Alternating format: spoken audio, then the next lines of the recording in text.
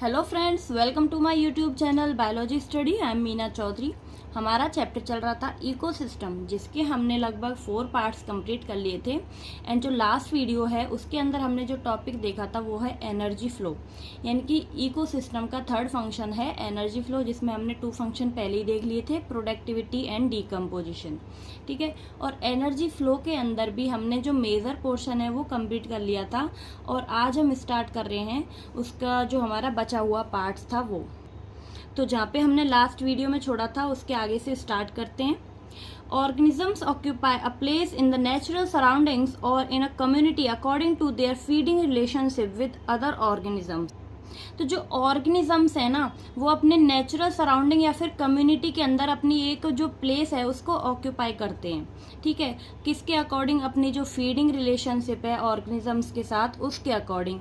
वो कैसे? जैसे कि आप जैसे जानते हो एक प्रोड्यूसर है। प्रोड्यूसर क्या होते हैं? प्लांट्स होते हैं। वो कुछ अपने सनलाइट यूज करेंगे सन से और कुछ बनाते हैं, कुछ प्रोडक्ट बनाते हैं, तो इसलिए उनको क्या बोला जाता है? प्रोड्यूसर बोला जाता है। ठीक है, क्योंकि वो कुछ प्रोड्यूस कर रहे हैं। अगर ऐसे ही कहो तो जो प्राइमरी कंज्यूमर है, तो जो प्राइमरी कंज्यूमर हैं वो प्राइमरी कंज्यूमर क्यों हैं? क्योंकि वो क्या कर रहे हैं? प्लांट्स को खा रहे हैं, कंज्यूम कर रहे हैं। तो इसीलिए जो उनकी एक्टिविटी या फिर फीडिंग हैबिलिटी है, फीडिंग हैबिट है, उनके बेस पर इन्हें अलग अलग प्लेस में रखा गया है। अलग अलग ये अपनी जो पोजीशन है, अपने जो सराउंडिंग है, कम्युनिटी है, उसके अंदर ऑक्यूपाई करते हैं। ठीक है, Based on the source of their nutrition or food, organisms occupy a specific place in the food chain that is known as their trophic levels. तो अपनी जो फीडिंग हैबिट है या फिर उनके न्यूट्रिशन है, उसके बेस पे जो ऑर्गेनिजम्स हैं वो अपनी एक प्लेस को ऑक्यूपाई करते हैं, एक स्पेसिफिक प्लेस को ऑक्यूपाई करते हैं फूड चेन के अंदर। उसको बोला जाता है ट्रॉपिक लेवल। यानी कि जैसे कि ये क्या है? प्रोड्यूसर हैं, जो क्या है? प्लांट्स। ठीक है, ये अपना सन से क्या बना रहे हैं? एनर्जी बना रहे हैं। अब ये जो प्लांट्स हैं, इनके ऊपर कौन डिपेंड है? प्राइमरी कंज्यूमर्स, मीन्स की हर्बीवोर्स, क्योंकि वो क्या करते हैं? इन प्रोड्यूसर्स को खाते हैं। तो इनका सोर्स क्या हो गया? जो प्राइमरी कंज्यूमर या फिर हर्बीवोर हैं, उनका सोर्स ऑफ फूड या फिर सोर्स ऑफ न्यूट्रिशन क्या है? ये प्रोड्यूसर्स। ठीक है, उसी तरह ये जो प्राइमरी कंज्यूमर्स हैं, इनको कौन कंज्यूम करता है, कौन खाएगा? Secondary consumers.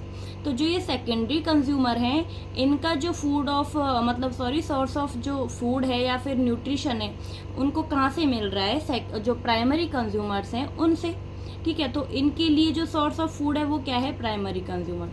तो इनको बोलते हैं ट्रॉपिक लेवल्स। ठीक है, जैसे कि एक ये ट्रॉपिक लेवल है जो कि प्रोड्यूसर लेवल है।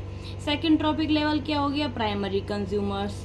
थर्ड ट्रॉपिक लेवल क्या हो गया? Secondary consumers. एंड ऐसे ही जो फोर्थ ट्रॉपिक लेवल है वो क्या है? Tertiary consumer. ऐसे ये क्या होते हैं? ट्रॉपिक लेवल्स होते हैं। Producers belong to the first tropic level, herbivores या primary consumer to the second and carnivores secondary consumer to the third. तो ऐसे ही जो producers हैं वो किसको बिलोंग करते हैं? फर्स्ट ट्रॉपिक लेवल को। एंड जो हर्बीवोर्स हैं वो क्या है? Second trophic level. And carnivores जो कि क्या है? सेकेंडरी कंज्यूमर, वो क्या है? Third trophic level. तो अब जो ये ट्रॉपिक लेवल्स हैं इनको हम समझते हैं डायग्राम से। जो फिगर 14.2 है उसके अंदर दिया हुआ है क्या? Diagrammatic representation of trophic levels in an ecosystem. यानी कि इकोसिस्टम के अंदर जो ट्रॉपिक लेवल्स हैं उनको यहाँ पे रिप्रेजेंट किया हुआ है। ये क्या है? Primary producers. वो कौन से होते हैं? प्रोड्यूसर्स क्या होते हैं? प्लांट्स। ठीक है, जैसे फर्स्ट ट्रॉपिक लेवल्स क्या हो गया? प्लांट। तो ये क्या है? Primary producer. अब ये कौन कौन से हो सकते हैं? एग्जाम्पल क्या है इनके? Phytoplankton, grass and trees.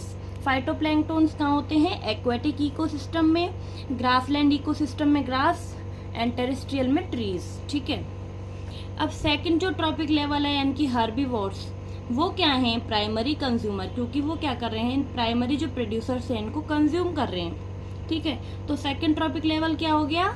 Herbivores. इसके एग्जांपल्स क्या हो गए? जैसे जूप्लैंक्टन, ग्रास हॉपर एंड काउ। जूप्लैंक्टन किसको खाते हैं? फाइटोप्लैंक्टन्स को।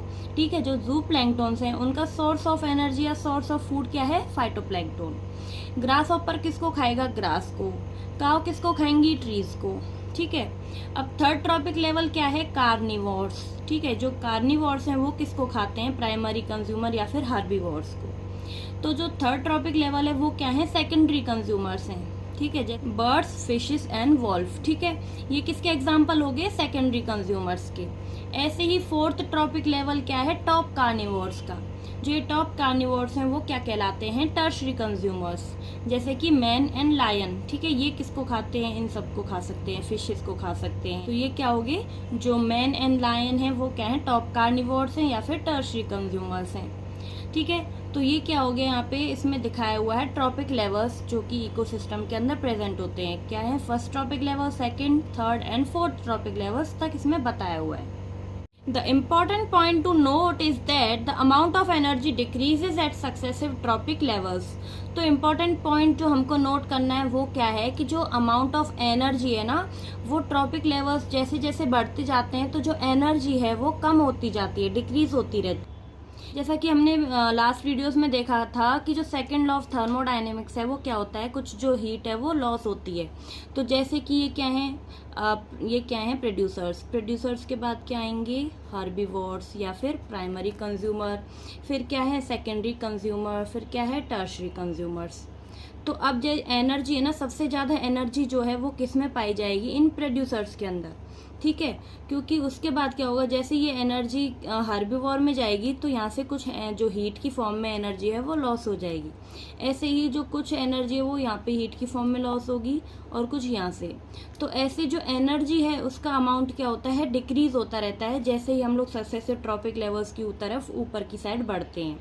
ठीक है, When any organism dies, it is converted to detritus or dead biomass that serve as an energy source for decomposers. तो जो डीकम्पोजर्स हैं वो क्या होते हैं? डेड एंड डिके जो मैटर है उसके ऊपर ग्रो करते हैं। ठीक है, उनके ऊपर डिपेंड होते हैं। तो ऐसे ही जो डेट्रिटस या फिर डेड बायोमास है वो क्या करता है? एनर्जी प्रोवाइड करता है डीकम्पोजर्स को। तो सोर्स ऑफ एनर्जी क्या है डीकम्पोजर्स के लिए? डेट्रिटस या फिर डेड बायोमास। ठीक है, या लिविंग एंड प्लांट्स का जो डेड मैटर है वो।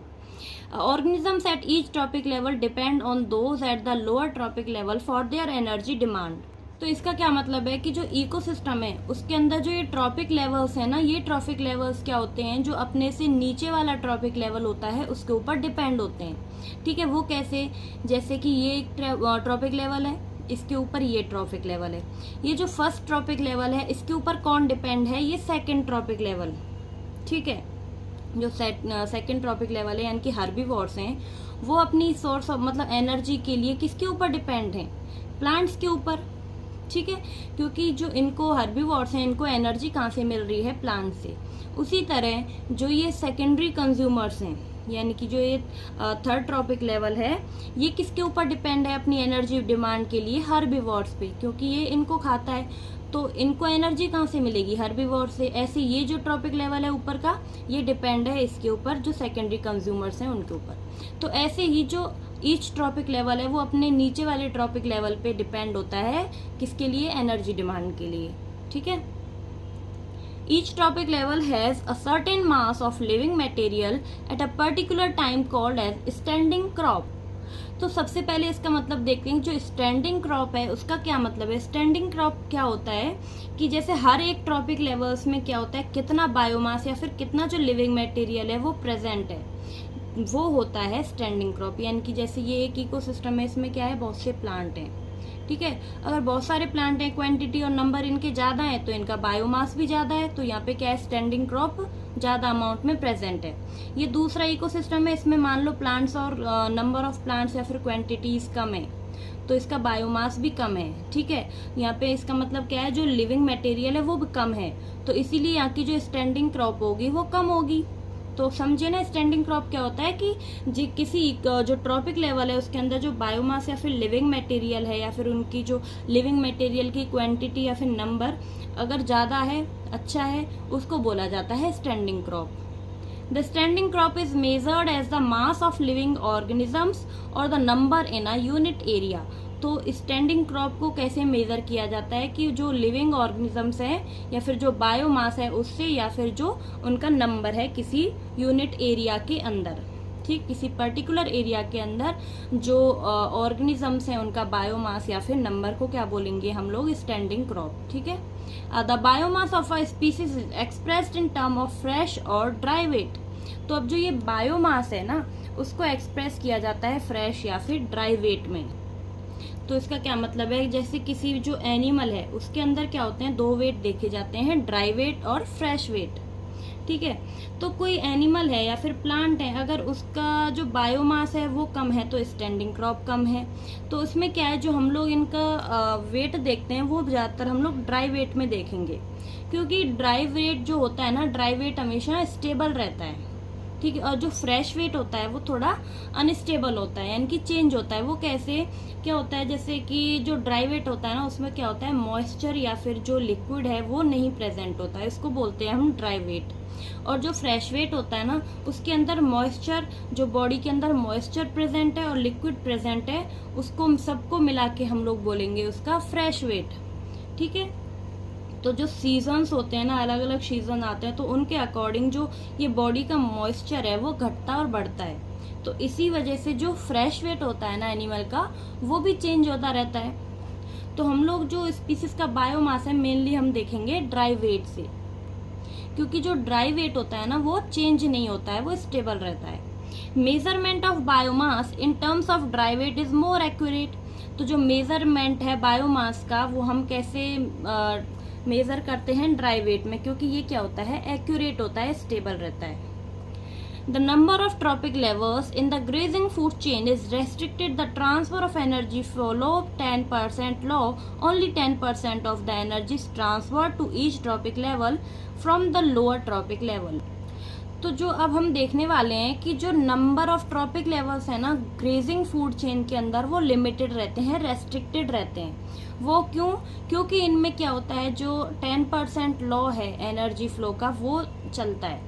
10% लॉ का क्या मतलब है, जैसे कि इस ट्रॉपिक लेवल में क्या है, एनर्जी 1000 है, मान लो 10,000 है। ठीक है, तो यहाँ से जो 10,000 है ना, इसका सिर्फ 10% जो एनर्जी है वो आगे ट्रांसफर होके हर्बीवोर्स में जाएगी। ठीक है, यानी कि 10,000 का 10% हो गया 1000, तो यहाँ पे कितनी एनर्जी गई, 1000। अब हर्बीवोर्स से जो कार्निवोर्स हैं उनके अंदर जो एनर्जी जाएगी वो कितनी जाएगी, 1000 का 10% मीन्स 100। ठीक है, उसके बाद जो टॉप कार्निवोर्स हैं उनके अंदर एनर्जी कितनी जाएगी, 100 का 10% यानी कि 10। तो क्यों हो रहा है ये, सिर्फ 10% जो एनर्जी है वो आगे ट्रांसफर हो रही है, बाकी जो एनर्जी है वो आगे की जैसे रेस्पिरेशन है और भी जो प्रोसेसेस हैं और हीट लॉस है उसमें निकल जाती है। ठीक है, तो इसको बोलते हैं हम एनर्जीज 10% लॉ। ठीक है, क्योंकि इसमें सिर्फ 10% एनर्जी आगे ट्रांसफर होती है, बाकी एनर्जी क्या हो जाती है, यहाँ पे खर्च हो जाती है। तो इसीलिए जो ये नंबर ऑफ ट्रॉपिक लेवल्स है ना ग्रेजिंग फूड चेन के अंदर, वो क्या है, रेस्ट्रिक्टेड है, कम है। वो किस लिए है, क्योंकि जैसे क्या होता है, जो एनर्जी है, ठीक है, वो आगे जैसे आगे क्या होगा, इससे 10% का भी 10% जाएगा, तो कितना हो जाएगा, 1%। तो आगे जब एनर्जी बचेगी ही नहीं, ठीक है, अब एनर्जी बचेगी ही नहीं तो ट्रॉपिक लेवल्स कैसे होगा आगे। इसीलिए जो ट्रॉपिक लेवल्स होते हैं वो क्या होते हैं, रेस्ट्रिक्टेड होते हैं, यानी कि 3, 4 तक ही, जैसे इसमें दिखाया हुआ था ना हमको 4 ट्रॉपिक लेवल्स फिगर 14.2 में। तो इसी तरह इसमें लगभग ये 4 जो ट्रॉपिक लेवल्स हैं वो पाए जाते हैं, क्योंकि आगे फिर एनर्जी बचती नहीं है, क्योंकि एनर्जी लॉस होती है। ठीक है, in nature it is possible to have so many levels, producer, herbivore, primary carnivore, secondary carnivore in the grazing food chain। ठीक है, क्योंकि नेचर में क्या है, सिर्फ जो बहुत से लेवल्स होते हैं ना ट्रॉपिक लेवल्स, जैसे कि प्रोड्यूसर्स हैं, हार्बीवोर्स हैं, प्राइमरी कार्निवोर हैं, सेकेंडरी कार्निवोर्स हैं, यहीं तक प्रेजेंट होता है जो ग्रेजिंग फूड चेन है उसके अंदर, जो कि हमें दिया हुआ है 14.3 फिगर के अंदर। ठीक है, देखते हैं। तो ये क्या है, फिगर 14.3, जिसके अंदर क्या दिया हुआ है, energy flow through different trophic levels. ठीक है, यानी कि एनर्जी का फ्लो हो रहा है डिफरेंट ट्रॉपिक लेवल्स से। जैसे फर्स्ट ट्रॉपिक लेवल्स क्या है, प्लांट्स, जिनको हम बोलते हैं प्रोड्यूसर्स। अब इन प्लांट से क्या हुआ, सबसे पहले जो प्लांट्स है इसने क्या ली, सन से रेडिएशंस ली, हीट ली, उसके बाद इसने अपना जो कुछ एनर्जी बनाई, कुछ जो प्रोडक्ट है वो बनाया। फिर इस प्रोडक्ट को कौन खाएगा, हर्बीवोर। हर्बीवोर क्या है यहाँ पे, जैसे सेकंड ट्रॉपिक लेवल या फिर प्राइमरी कंज्यूमर क्या है, हर्बीवोर्स। तो ये क्या हो गए, अर्थवॉर्म हो गए। कोई भी इंसेक्ट हो गया, तो इसने क्या किया, प्लांट्स को खाया, कुछ जो एनर्जी है वो हीट की फॉर्म में लॉस हो गई। फिर इसके बाद क्या हुआ, जो स्पैरो है, जो क्या है थर्ड ट्रॉपिक लेवल है, या फिर जो सेकेंडरी कंज्यूमर्स हैं, जो कि क्या है कार्निवोर, ये इंसेक्ट को खा लेगी, तो इसमें ये एनर्जी चली जाएगी। तो ये 10% एनर्जी क्या कर रही है, यहाँ पे ट्रांसफर होती जा रही है, बाकी हीट की फॉर्म में लॉस होती जा रही है। फिर जो ये स्पैरो है, इसको कौन खा लेगा, फोर्थ ट्रॉपिक लेवल या फिर टर्शरी कंज्यूमर कौन है, टॉप कार्निवोर, जो किसको खाएगा, स्पैरो को। तो इसकी एनर्जी कहाँ पे चली जाएगी, टॉप कार्निवोर के अंदर, यानी कि फोर्थ ट्रॉपिक लेवल में, और कुछ जो एनर्जी है वो हीट की फॉर्म में लॉस हो जाएगी, सिर्फ 10% जो एनर्जी है वो ट्रांसफर होगी। उसी तरह और भी जो साइकिल्स हैं या फूड चेन है वो चलती हैं, तो इनमें क्या होता है, फूड वेब बन जाती है। जैसे प्लांट्स को यहाँ पे किसने खा लिया, इन इंसेक्ट्स वगैरह ने खा लिया, ठीक है, यानी कि इन प्लांट्स को ये भी खा रहे हैं, इधर भी कोई खा रहा है, तो ऐसी ही तो वेब बन जाती है, ठीक है। Different different trophic levels present होते हैं एक इकोसिस्टम के अंदर। तो ऐसे क्या हुआ, इसमें दिखाया हुआ था एनर्जी फ्लो, ठीक है, कि जो एनर्जी है वो कैसे फ्लो करती है। तो आज के लिए इतना ही। इकोलॉजिकल पिरामिड्स नेक्स्ट वीडियो में करेंगे। आई होप कि आपको वीडियो अच्छी लगी होगी। अगर आपको मेरा पढ़ाया हुआ समझ आया हो तो प्लीज़ चैनल को लाइक शेयर एंड सब्सक्राइब करें, एंड कोई भी डाउट हो तो मुझे कमेंट बॉक्स में ज़रूर बताएं। तो मिलते हैं नेक्स्ट वीडियो में, तब तक के लिए bye bye, take care, thank you.